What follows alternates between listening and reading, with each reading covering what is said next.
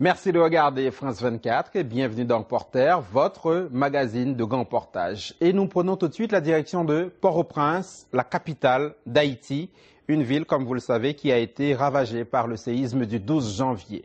Nos équipes se sont arrêtées sur le sort des femmes et surtout des enfants victimes de la catastrophe. Combien sont-ils à vivre dans des conditions humainement insupportables alors qu'un semblant de plan de reconstruction se dessine?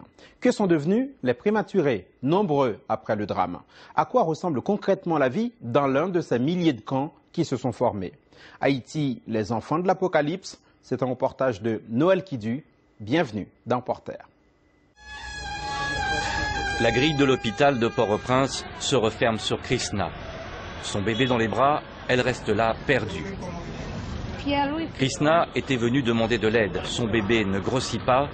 Un mois après sa naissance, il ne pèse qu'1,3 kg. Comme des milliers de jeunes mères, le père de son enfant est mort pendant le séisme. Toute sa famille est partie se réfugier en province, sauf elle. Non, je suis toute seule avec mon bébé. Krishna était sur le point d'accoucher au moment du tremblement de terre. Trop faible, elle n'a pas pu quitter la ville.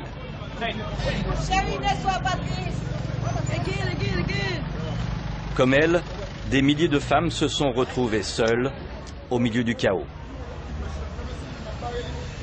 Jetée dans les rues, au milieu de ce champ de ruines, Krishna, comme tant d'autres, a erré avec son bébé dans les bras à la recherche d'un endroit où trouver refuge. Près d'1,3 million Haïtiens sont comme elle, sans abri. Alors, ils s'entassent là où ils peuvent. 700 camps de toile, de tentes ou de cartons ont poussé tout autour de la capitale. Avec son bébé, Krishna a trouvé refuge dans l'un des plus grands camps de fortune, le camp de Delmas, 45 000 personnes. Ici, la vie tente de s'organiser. De petites échoppes, des vendeurs sont installés, mais sans argent. Krishna, comme la plupart des femmes seules dans ce camp, ne peut rien acheter. Ni nourriture, ni savon.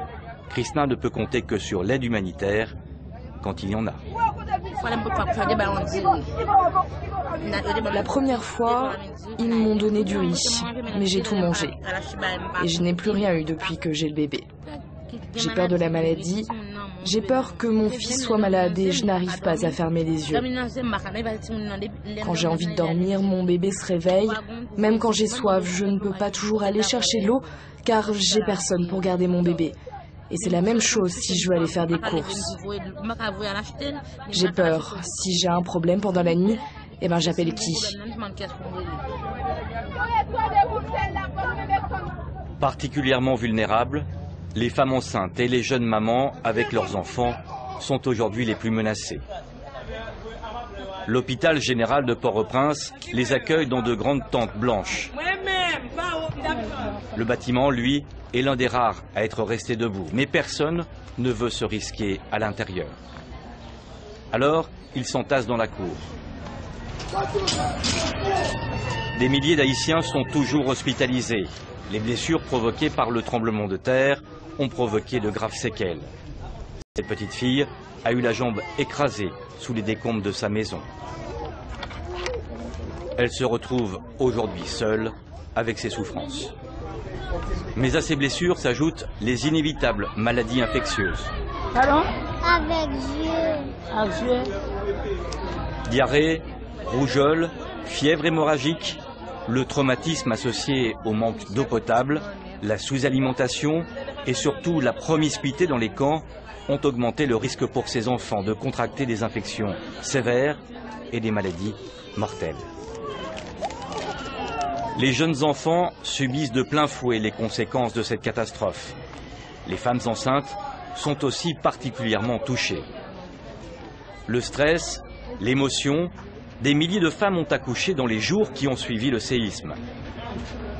Anémie, hypertension, détresse fœtale, le nombre de bébés nés prématurément a considérablement augmenté. Sous cette tente, la température frôle les 40 degrés. Les quelques couveuses de l'hôpital ne peuvent accueillir tous les prématurés. C'est dans l'une de ces tentes que Carme Suze veille sur son bébé. Sa fille, Christelle, est née quelques jours après le séisme. Avec 3 mois d'avance, elle ne pèse que 900 grammes. Carme Suze est dans l'incapacité de l'allaiter. Son enfant placé dans une couveuse et nourri grâce à une sonde. Une vie en sursis. Nous retrouvons Christelle quelques jours plus tard. Elle a quitté l'hôpital. Avec sa maman, elles ont trouvé refuge dans une cour d'école. De simples matelas protégés par une bâche. Le sort de James Lay n'est guère plus enviable. Comme Carme Suze, Liliane, sa jeune maman de 19 ans, n'arrive plus à l'allaiter. Je crois que j'ai du lait dans les seins. Mais mon bébé ne veut pas le prendre. Ma maman m'a déjà expliqué comment faire. Quand un bébé vient de naître, il faut lui donner de la farine. De toute façon, je n'ai que ça. De jeunes mères incapables d'allaiter leurs enfants, c'est un phénomène connu, directement lié au traumatisme provoqué par le tremblement de terre. Pour pallier à ce problème d'ordre purement psychologique, les organisations humanitaires ont créé des baby-tentes. Ce sont des endroits où les mamans se rassemblent dans la journée, pas de soins particuliers, pas de médicaments, juste le fait d'être ensemble les rassure, les stimule. Et enfin, jour après jour, ces mamans réapprennent à allaiter leurs enfants.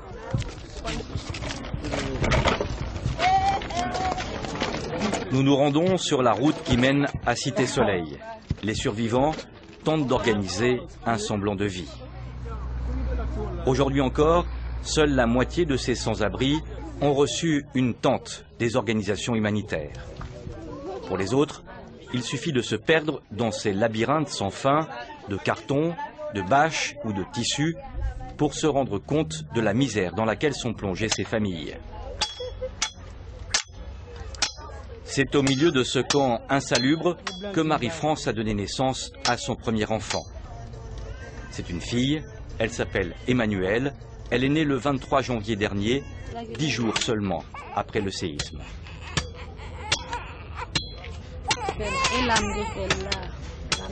J'ai accouché ici. J'étais allée à l'hôpital, mais là-bas ils m'ont dit que je n'étais pas prête, que ce n'était pas le moment, alors je suis revenue ici et j'ai accouché là. Marie-France a accouché sous cette tente, sur un simple morceau de mousse posé à même le sol. Il y avait juste un monsieur qui passait par là. C'est lui qui a coupé le cordon. Des souffrances comme celles vécues par Marie-France, nombre de jeunes femmes haïtiennes les ont endurées. Aujourd'hui, ne pas manger, c'est pas ça qui me fait peur. Ce qui me fait peur, c'est que je suis toute seule. Je n'ai pas de porte dans mon abri et je n'ai pas d'argent pour en mettre une. J'ai peur que quelqu'un rentre ici pendant la nuit. J'ai peur que des hommes ou des vagabonds viennent pendant que je dors. Mon mari est mort, je suis toute seule. Je n'ai pas de porte. La violence dans les camps a viré au cauchemar pour ces femmes.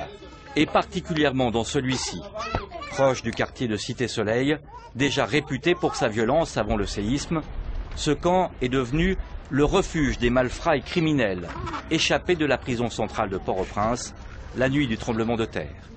Cette jeune femme, Daphnis, reste enfermée nuit et jour dans ses 10 mètres carrés.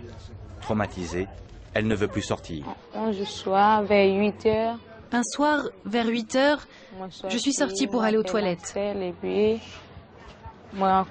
puis j'ai croisé des personnes qui m'ont dit d'attendre. Mais je n'ai pas attendu. Pendant que j'avançais, quelqu'un m'a tenue par les épaules.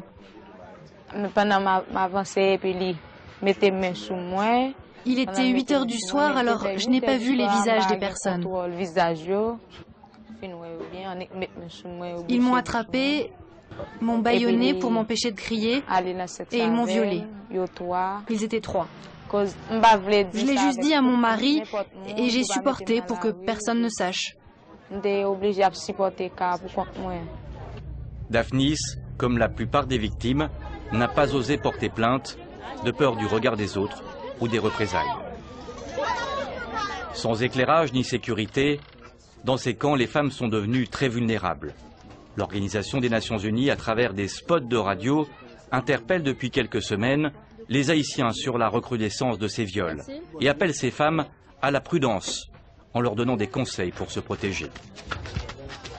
La police, débordée et corrompue, ne peut pas faire grand-chose et seul à ce jour, quelques dizaines de plaintes ont été déposées, dérisoires au regard de la réalité.